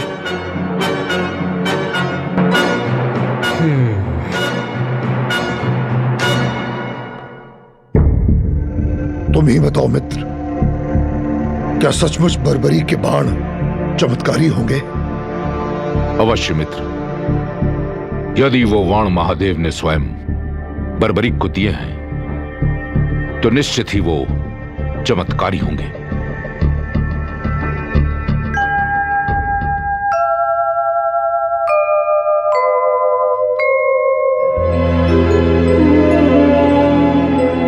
बर्बरीक को युद्ध से हटाना होगा, अन्यथा ये युद्ध की दिशा बदल देगा। ये धर्म युद्ध है। धर्म को बचाने हेतु अब यही एक विकल्प शेष है।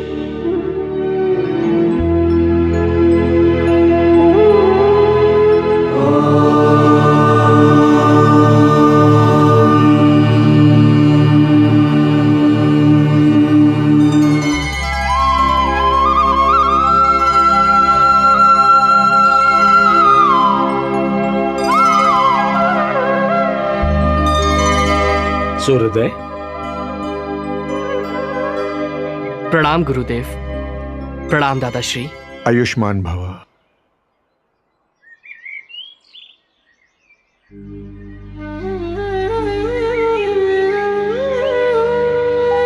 प्रभु, आप शांत क्यों हैं? क्या चिंता है आपको? पुत्र कल से युद्ध शुरू हो जाएगा।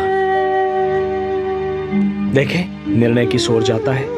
मेरे होते आपको चिंता करने की कोई आवश्यकता नहीं है। यदि कौरवों के पक्ष में युद्ध जाता देखा तो मात्र 2 क्षण में ही मैं सारे योद्धाओं को समाप्त कर दूंगा। मैं तुम्हारी शक्ति से परिचित हूं पुत्र, और यह भी जानता हूं कि तुम्हारी हम में अनन्य भक्ति है। किंतु क्या प्रभु? पुत्र, आज शुक्ल फाल्गुन द्वादशी है। आज की महिमा दुगनी हो जाती है। किंतु मुझे बताइए प्रभु, मैं आपके दिए हर आदेश का पालन करूंगा। वत्स सूर्योदय, युद्ध से पूर्व चंडी एक बलि चाहती है, और बलि उसी की चढ़ाई जाएगी जो अतुलित बलशाली होगा। इसमें चिंता किस बात की है प्रभु? चिंता इस बात की है वत्स कि इस पृथ्वी पर 3 ही ऐसे वीर हैं जिनकी बलि स्वीकार होगी। मैं, तुम या अर्जुन। नारायण नारायण। केशव,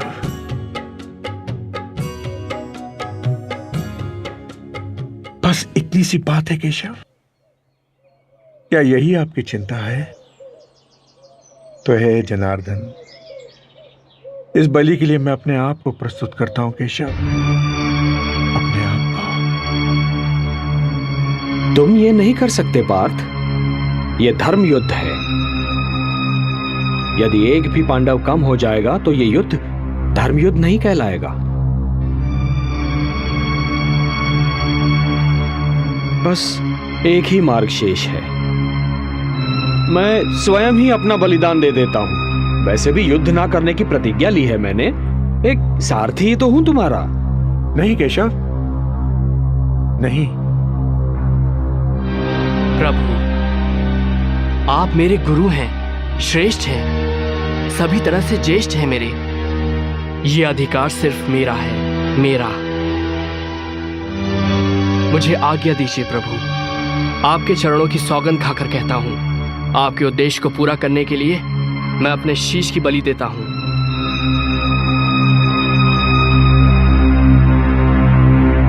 प्रभु, ये कार्य करने से मेरे वंश की कीर्ति बढ़ेगी।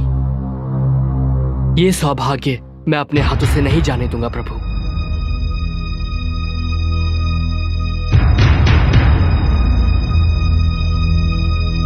सोचिए मत प्रभु,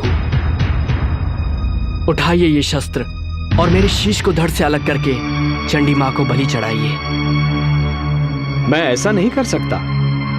यदि मैंने ऐसा किया तो यह बलिदान नहीं होगा, हत्या होगी।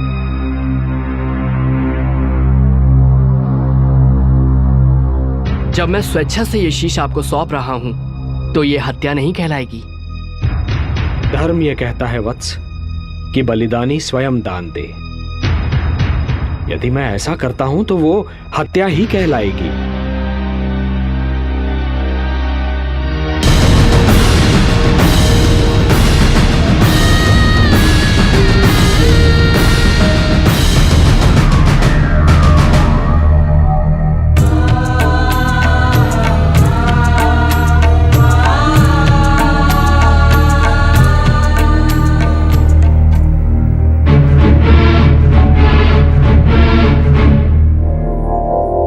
नारायण नारायण। पुत्र घटोत्कच, अब युद्ध का कोई विकल्प नहीं। धर्मराज, घटोत्कच पुत्र बर्बरीक ने श्री कृष्ण के कहने पे अपना शीश दान कर दिया।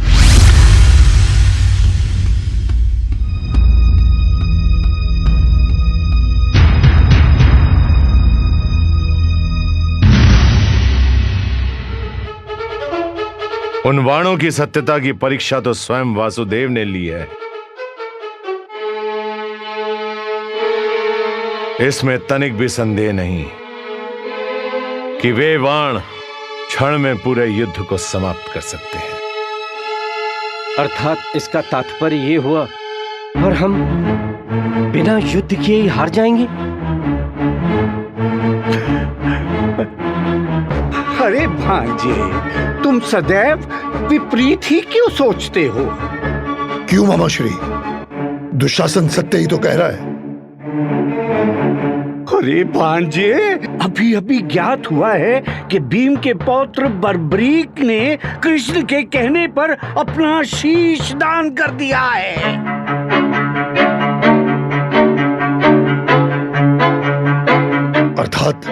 अर्थात भांजो, बर्बरीक की मृत्यु हो चुकी है।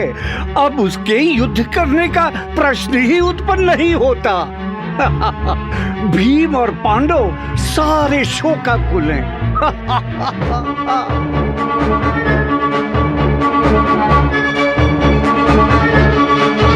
अवश्य इसमें भी कृष्ण का कोई उद्देश्य होगा।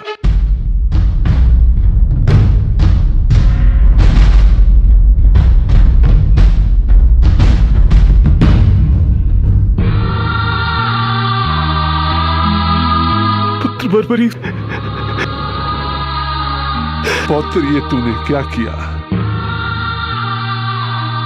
वासुदेव, ये आपने उचित नहीं किया। अब मैं हिडिंबा और मौरवी को क्या उत्तर दूंगा?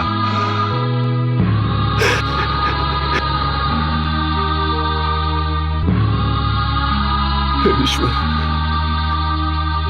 ये तेरी कैसी लीला है? कौन सा पाप किया था मैंने? इससे तो अच्छा होता पुत्र बर्बरी से पहले मुझे ही मृत्यु आ जाती। कम से कम ये दुख तो नहीं सहना पड़ता। ये आपने क्या किया वासुदेव? और इसके पीछे आपका क्या उद्देश्य है? बोलिए न केशव।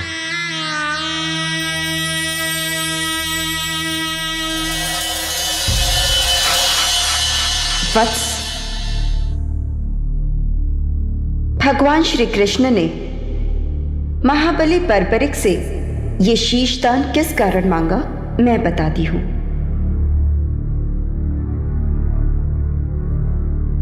ब्रह्मदेव द्वारा घमंड करने पर इन्हें ये श्राप दिया गया कि अगले जन्म में जब पृथ्वी पर धर्म की रक्षा के लिए युद्ध होगा, तब श्री कृष्ण के द्वारा इन्हें मोक्ष प्राप्त होगा और वे ही इनकी मृत्यु का कारण बनेंगे। इसलिए इसमें श्री कृष्ण का कोई दोष नहीं। आपको श्री कृष्ण पर कोई दोष नहीं लगाना चाहिए।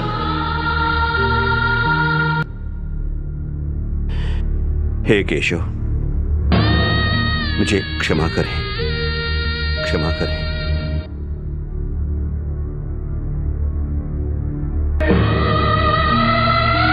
हे देवी, ये एक भक्त का शीश है।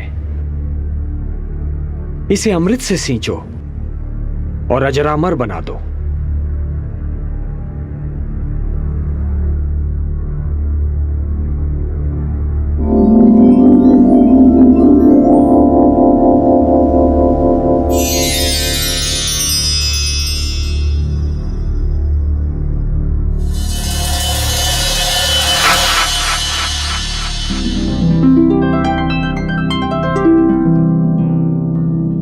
प्रणाम प्रभु। कीर्तिमान भव।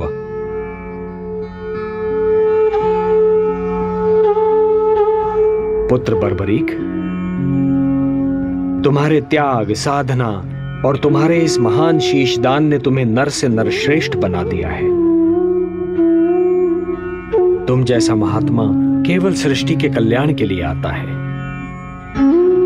आज मैं तुम्हें अपना वो नाम देता हूं जो माता यशोदा ने स्वयं मुझे दिया था, श्याम। नारायण नारायण। और तुम्हें मैं अपनी सारी शक्ति भी प्रदान करता हूं। कलयुग में तुम्हें लोग श्याम के नाम से पुकारेंगे। जय श्री श्याम, जय श्री श्याम, जय श्री श्याम, जय श्री श्याम। वत्स, अपनी इच्छा मुझे बताओ। हे नारायण, हे श्याम, मेरी दो इच्छाएं हैं। प्रथम इच्छा, मेरी देह को आपके हाथ से अग्नि मिले। और मेरी दूसरी इच्छा, मैं महाभारत का युद्ध देखने आया था, मैं वो देखना चाहता हूं। तुम्हारी दोनों इच्छाएं पूर्ण होंगी वत्स। तुम्हारे इस शीश का कभी अंत नहीं होगा।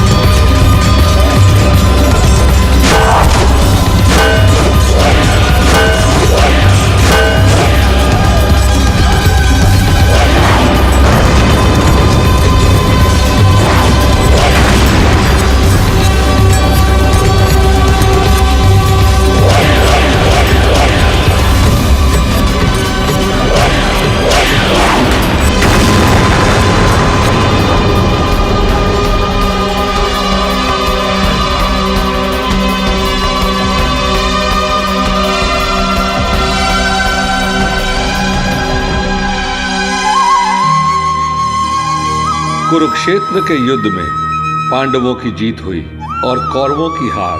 चारों ओर से पांडवों की जय जयकार सुनाई दे रही थी। पांचों पांडव इस युद्ध का श्रेय स्वयं ही ले रहे थे। मैंने धर्म की मर्यादा का पालन करते हुए युद्ध का संचालन किया और इसीलिए हमें विजयश्री का प्रसाद मिला। बड़े भैया, इस युद्ध के सबसे बड़े खलनायक दुर्योधन का वध यदि मैं न करता तो ये युद्ध कभी जीता नहीं जा सकता था। मजले भैया, यदि पितामह भीष्म बाणों की शैया पर नहीं लेटे होते तो विजय हमसे कोसों दूर होती।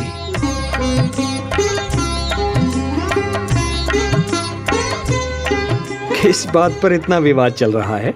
कृष्ण, तुम ही बताओ कि इस युद्ध में विजयश्री का मुकुट किसके शीश पे रखना चाहिए? ये तो बड़ा विकट प्रश्न है भीम भैया। इसका उत्तर मैं कैसे दे सकता हूं? मैं तो केवल पार्थ का सारथी था। हाँ, लेकिन एक महान योद्धा है जिसने ये सारा युद्ध देखा है। उस महादानी, उस शीशदानी से अवश्य पूछ सकते हैं। चले चलिए।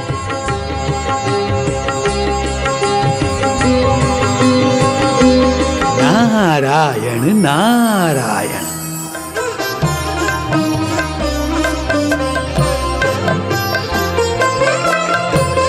प्रणाम प्रभु।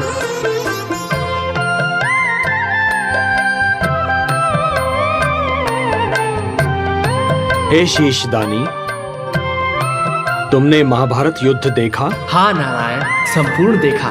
तुम्हारे ये पांचों पितामह इस बात पर विवाद कर रहे हैं पुत्र कि इस युद्ध में विजय किसके कारण प्राप्त हुई।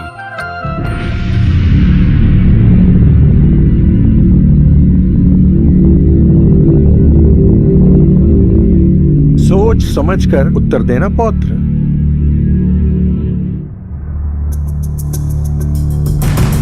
ना जाने किस आधार पर आप सब अपने आप को इस युद्ध का नायक मान रहे हैं। आप बड़े दादा धर्मराज युधिष्ठिर, आपने असत्य भाषण करके अपने गुरु द्रोणाचार्य का वध कर दिया। मेरे पितामह भीम, आपने गदा युद्ध के नियमों का उल्लंघन करके दादा दुर्योधन का वध किया। गांडीवधारी आपने तो युद्ध से पूर्व ही गांडी फेंक दिया था। पितामह भीष्म को आपने शिखंडी का आश्रय लेकर बाणों की शैया पर सुलाया। दादा कर्ण से आपके प्राणों की रक्षा के लिए मेरे पिता घटोत्कच ने अपने प्राणों की आहुति दी। नहीं, आप में से कोई भी नहीं है। इस युद्ध का नायक, इस युद्ध के एक ही महानायक हैं, मेरे गुरुदेव श्री कृष्ण। मुझे तो पूरे युद्ध में गुरुदेव श्री कृष्ण और उनके सुदर्शन चक्र के सिवा और कुछ नहीं दिखाई दिया। गुरुदेव श्री कृष्ण केवल दादा अर्जुन के सारथी नहीं, इस महायुद्ध के सारथी थे कृष्ण, केवल श्री कृष्ण।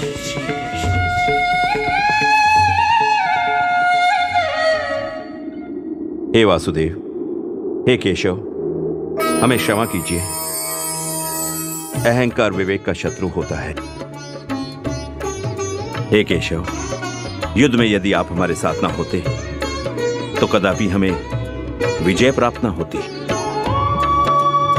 हे शीशदानी, इस युद्ध ने अन्यायी कौरवों को दंड दिया, पांडवों को हस्तिनापुर का राज्य दिया, मानवता को शांति दी, किंतु इस युद्ध ने तुम्हें क्या दिया पुत्र? हे नारायण, ये आप भली भांति जानते हैं, मुझे अपने कर्म का कोई पुरस्कार नहीं चाहिए। हे निष्काम कर्मयोगी, तुम्हारे कर्म का पुरस्कार तो मैं तुम्हें दूंगा। कलयुग में तुम मेरे ही नाम से जाने जाओगे और मेरी सारी शक्तियां तुम में निहित होंगी।